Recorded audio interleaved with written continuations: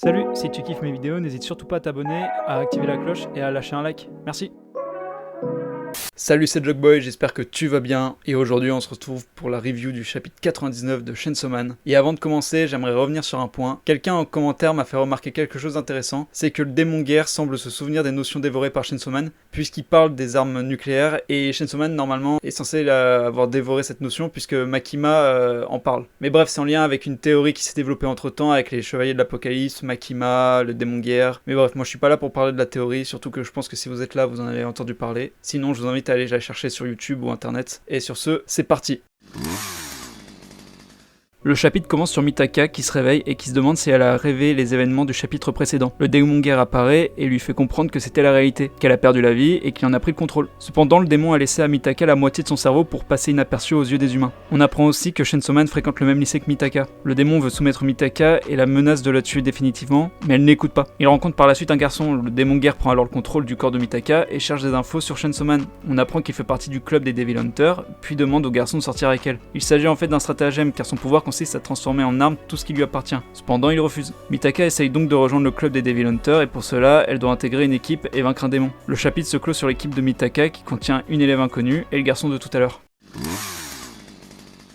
Déjà pour commencer, Denji n'est toujours pas apparu, cependant on a potentiellement un indice sur où est-ce qu'il se trouve. Il serait apparemment dans le club des Devil Hunters, c'est pas confirmé à 100%, mais vu qu'on sait et que c'est officialisé dans le manga qui fait partie des Devil Hunters, il y a de fortes chances qu'il soit dans le club. Puisque aussi, les gens savent, du moins il y a une rumeur qui dit que Chainsaw Man est un lycéen. On l'a vu dans le dernier chapitre de la première partie, le 97. Aussi, ce chapitre nous confirme le fait que Mitaka est devenu un homini-démon, et du coup on peut se poser la question, est-ce que Makima était elle aussi un homini-démon par rapport aux yeux, puisque le démon guerre et le démon de domination ont les mêmes yeux. Aussi, et ça c'est cool, on en apprend plus sur les pouvoirs du démon guerre. Ça a été dit, donc tout ce qui lui appartient, elle peut le changer en arme. Alors ma question c'est, est-ce que c'est que la matière organique, donc être vivant, ou est-ce que ça concerne aussi des objets inanimés? Bref, ça on verra par la suite avec d'autres chapitres je pense. Ensuite, le garçon, et ça m'a surpris de le voir, on le connaît déjà, c'est Yoshida Hirofumi. Alors Yoshida, il faisait partie du cortège de protection de Denji, du coup lui il connaît la réelle identité de Chainsaw Man. Alors est-ce que lui aussi il est réellement lycéen, ou est-ce que justement il est infiltré dans le lycée pour voir si tout se passe bien et pour le protéger en cas de problème? On verra par la suite. Aussi, un point intéressant,